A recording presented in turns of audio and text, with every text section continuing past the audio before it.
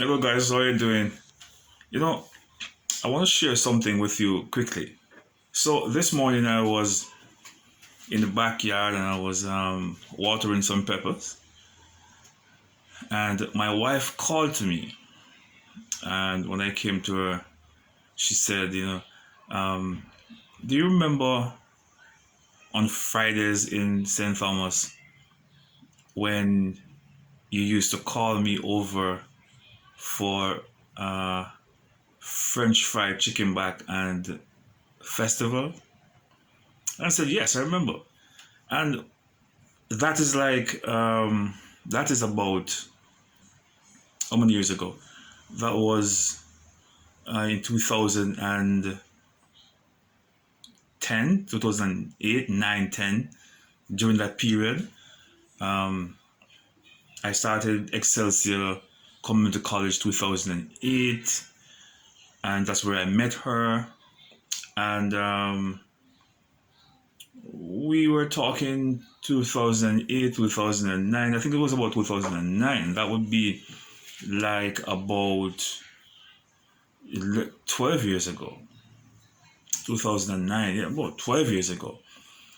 And she remembers. Uh, at that time, we were just friends. We were good friends, all right? We met in college and we were good friends. Maybe too much of a good friend. There are a number of persons who thought we were having an intimate relationship, a personal relationship. And this affects a number of persons where we think that um, persons of the opposite sex are unable to have good personal relationships.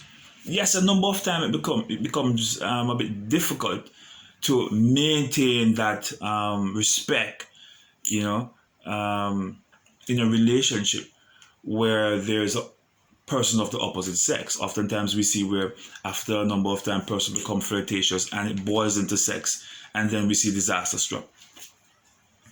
But we were good friends. We were good friends for about 2 years without even thinking. I was not even thinking about having a good relationship with her. I mean, in fact, when we just knew each other in 2008, we were not even good friends. I mean, she didn't like me. I wasn't paying attention to her either. You know, and then I think as we go along, we develop a relationship. And by the end of college, we were very good friends. We were very good friends.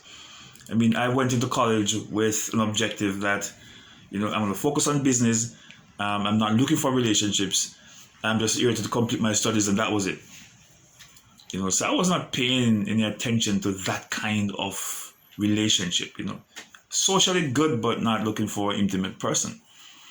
But the topic I want to speak to you on is surviving the friendship, or surviving the friend zone. Let me put it that way. Surviving the friend zone. All right.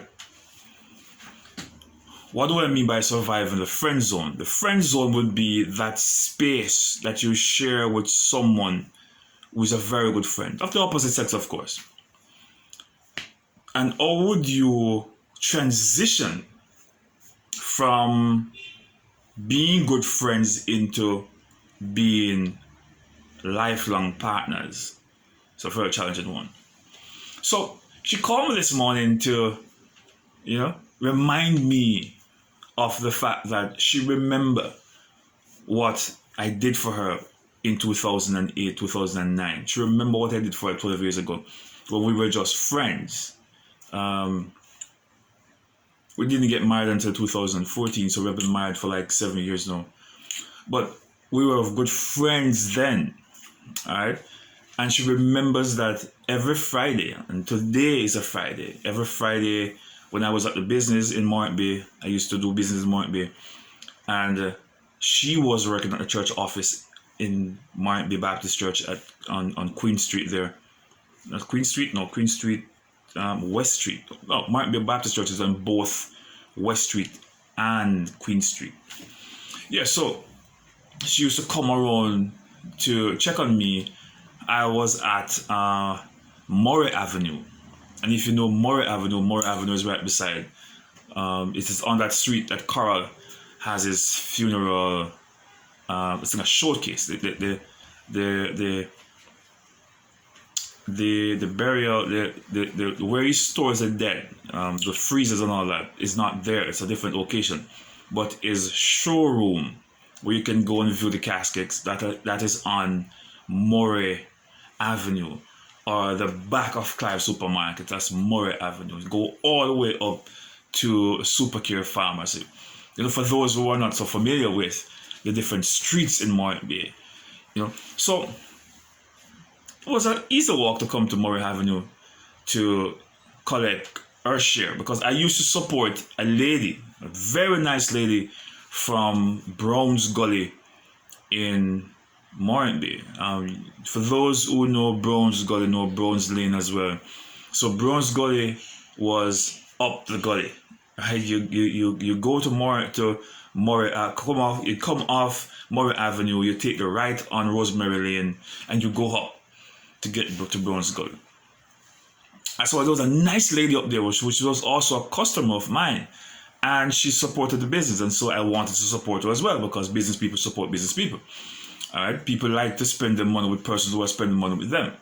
So she doing her Friday thing, frying chicken back, and the festival, I wanted to support her, and so on Fridays she would have someone take mine to me, and I would just give the person the money to bring back to her.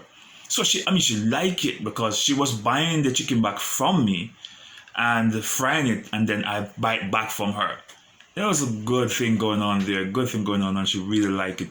Very nice lady. I can't remember her name right now, but her daughter and I went to Robert Lightburn together. I don't remember her name right now either. So embarrassing. That's been a long time though. But I've always respected those people. When I go to St. Thomas, I'd love to go and check them out. Very nice people. So it is out of that relationship with her, purchasing her chicken back and the festival on a Friday, then I would share it with Onicia, and she would come every Friday ritualistically to come and collect her share. So she was reminding me of that this morning, that she appreciated what I did then. That's a long time ago. Just memory. As Beenie said, Beenie did a very wonderful song in the 90s. Beenie said, memories don't live like people do. They will always remember you. Whether things are good or bad, it's just a memory that you have. That's a beautiful song from Beenie Man. That will live a lifetime. That's good music. So surviving the friend zone can be a bit of a challenge, because we have survived the friend zone, transitioning from being good friends, very good friends. When I mean very good friends, we share family secrets together. We share personal things together. I would not say everything, all right, because you will not spill everything to people. All right? There are some things you do not tell people. But we share basically everything that was shareable, if I should say, for the lack of a better word. We share everything that was shareable, or that you're comfortable sharing with a friend to that particular degree of friendship. All right? Because you have friends that you share certain things with, and you go deeper with other friends. So I think our friendship was the deepest I've gotten from a friend. So that explains it, right? Maybe not in the most eloquent way, but that explains how good of a friend she was. And so we transitioned from a friendship into relationship, personal relationship. I think about, let me try to remember carefully, 2009, 2010? I don't remember though. But I think it's in 2010 I left the business. Then I started working at Western Union 2000, and I started working back at Western Union in 2011. 2012 it was. In 2012, we transitioned now from being personal friends. We have been friends now. In 2012, we were good friends now for 4 years. Right? Because we went to college for 2 years, and we were two friends for 2 years after that. So when 2012, when my grandmother died, that is Ina Thompson from Mount Vernon. When she passed away in 2012, it was April 2012, she passed away. We transitioned into a personal relationship, and that was risky for me. That was risky for me on the premise that I love what we had. We had a good relationship. We share things together. I've never had a good female relationship like this before. It was very good. We talk about anything. We could do anything together. We eat together. I mean, she could come to the shop. We'll buy food. We'll eat together. I mean, I would take things on the farm to her. I care about her, and she cared about me. We had a good thing going on for friends. But nobody believed that we were friends. Persons believed that, well, yes, that's just a cover-up. Like, you guys are in a relationship, but we were not, though. So it was risky transitioning from just being good friends into a personal relationship, And I think that is where a number of relationships go sour. Because once you transition from being a friend to now lovers, and I use lovers in the sense that you're now in an intimate relationship. All right? That's what we used to say, lovers. Which I think we should not use that term, though, to reference to people who are in intimate relationship. Because are you saying that persons who have social relationship do not love each other? Oftentimes we equate love with sex, right? And that's where we go wrong a number of times. By when we say love you, it means sex, as opposed to just caring for you and appreciate you.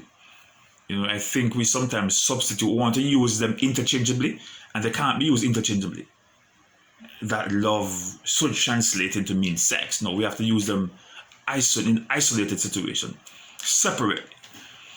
So we were getting intimate, and we have gotten intimate, and it was a scary thing for me because I know what it carries. I know that when you transition from being social friends into being intimate, for one, jealousy. You're more outspoken with your opinions on certain matters. For example, it was okay for me to have another woman as a friend, but if we're now in an intimate personal relationship, that's not so okay anymore. It was okay for me to have missed 2 or 3 calls when you were calling this morning and there wasn't any excitement, but it's not an issue. And the list goes on, and you in your own self can, because a number of persons who are in a relationship, you did not just go to that woman with the intent of establishing a personal relationship. In most cases, that is the case, where you see someone, you like the person, and you want to get to know them better with the intention of going further in a relationship with them. But in my case, it was that we were good friends for 4 years, and we're now transitioning into intimate relationship. So a number of relationships suffer serious damage in that particular phase, in that transitioning from being good buddies, being good friends, to now being in an intimate personal relationship where we want to be lifetime partners. And I'm trying not to use the word lovers, where we want to be intimate lifelong partner. The transition is right here where a number of relationships fail, because this rush of jealousy, this rush of ownership, it damages the fragility of it. You have to understand the fragility of the relationship in that particular moment. It is going through a kind of transition that is delicate, that is vulnerable to any kind of attack, a jealous attack, any kind of suspicion, any kind of doubt, any kind of aggressive behavior. there are a plethora of things which can happen in that particular sensitive time of a relationship. Because yes, you're coming out of a strong social relationship. Oh, we were just friends, we were just talking. And then transition into something more serious, something more intimate, where the person is now investing more emotion into it. Because it's like this starts to affect me more, and it's quite reasonable. It's quite rational for a person to feel that way, because now that we're in an intimate, personal, lifelong relationship, I'm going to invest more.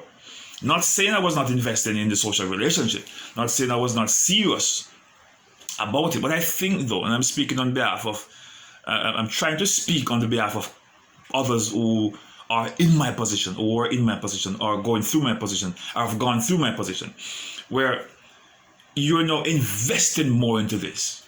So it's not like, that's okay, let's move on. You're now looking at, is this going to be a trend? Is this going to be a pattern? What is this now?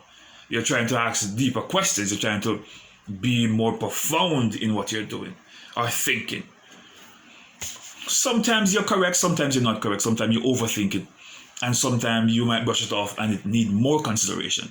It's difficult, it's complex. We as humans do not even understand ourselves, much less to understand someone else. And that's the reason why I always say, when you see two persons come together in a personal, loving, intimate, lifelong relationship, congratulate them. And I want to congratulate even myself for being married to this amazing, this beautiful woman for 7 years. It's a roller coaster, if I may use that metaphor. It is a roller coaster. It can be a roller coaster. Marriage is a roller coaster, because you're going up, you're going down, you're going up. Life itself is a roller coaster. Right? That's a perfect metaphor to describe life itself. So, a number of persons, just do not survive that transition. And they say, you know what, we should have remained friends. Or, a number of persons want to take the transition, but they're afraid, because they're saying, when I look at A, B, and C, and I saw where they were good friends until sex come in the middle of it and it turned upside down. And they fail to make that step based on the probability of that happening. It could be that they have experienced it in the past as well with someone, and they are now scared based on past experience. Whatever the reason is, we have to be cognizant of the fact that it's a fragile exchange. It's a fragile crossover, transitioning from friend into an intimate lifelong partner.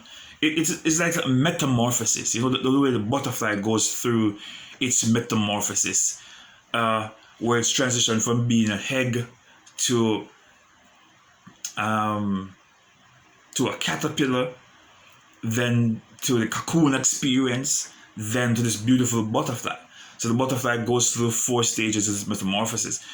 I think you going from just being a good friend into a lifelong partnership is similar to that metamorphosis of the butterfly, where you're going through a fragile change. Because look, if you try in the stage where the butterfly is moving from being a caterpillar to the butterfly, to be able to fly around in that transition period where you no longer crawl, you can fly, where you no longer eat, you extract through a straw. So the butterfly changes its ability in several different ways, not just in mobility, but also in survival. If you try to open the butterfly from its cocoon to let it out, you might kill it. You have to let it go through its own change to become a butterfly. And the same way in our relationships, I think you have to allow it to go through that change, that natural change, without or would you interfere with it? No, without trying to be too aggressive. To be patient, to be kind, to be understanding, to allow the transition to take place, to allow your humanness to unfold, that intimate human part of you to unfold, without using too much doubts, without using too much questions, without using too much jealousy and too much emotion. You have to be careful in that sensitive moment when you're making that transition to fly. I'm not sure if I use the correct metaphor to describe the relationship. My metaphor might be not the strongest metaphor, but at least you get a picture from the metaphor which I'm trying to use to describe, to descriptively identify what we go through as humans, transitioning from being good friends into being lovers, lifetime lovers, lifetime partners in a relationship. So we have survived hours. And it was not all that bad because love has always been there. The care has always been there. Our transition would have seemed as if we were in relationship from day one, because I don't see where anything changed.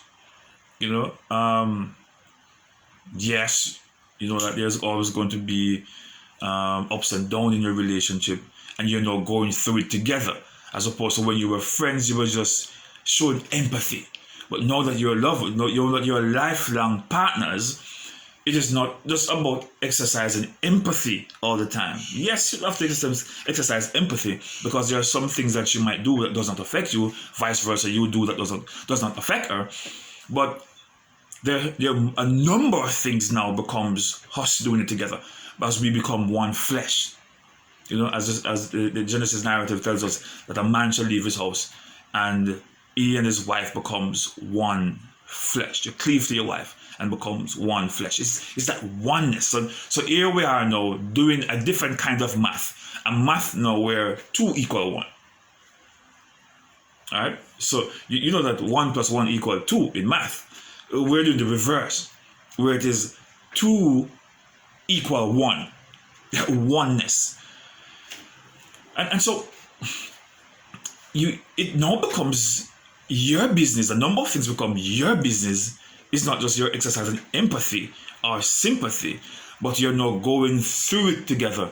You're now offering support, bearing this together, going through this together. So it is, as I said, and it can be a challenging experience, transitioning from the friend zone into the lover's intimate lifelong partner zone. Let me just use the term that we are familiar with, the love zone, the lover's zone, I should say. But whether you're a friend or whether you're intimate, there's still love. So it's not easy, and I pause to congratulate those who have survived that zone, the transitioning, and I also want to encourage those who want to make that step, that it can be successful. You just never know what life can throw at you. Alright? It can be successful, but the only way you can know is to make that step. As we grew up in Jamaica, our proverb from Jamaica says that the proof of the pudding is in the eating. And so the only way you can know the taste of the pudding is if you get your knife, slice it, and get an eat of it. That's the only way you can know the way it tastes. Alright? You will not know if someone tells you. Alright? The only way you can know is to have your own experience. So, trust God, pray over your relationship, and the good Lord will guide you through it. God bless.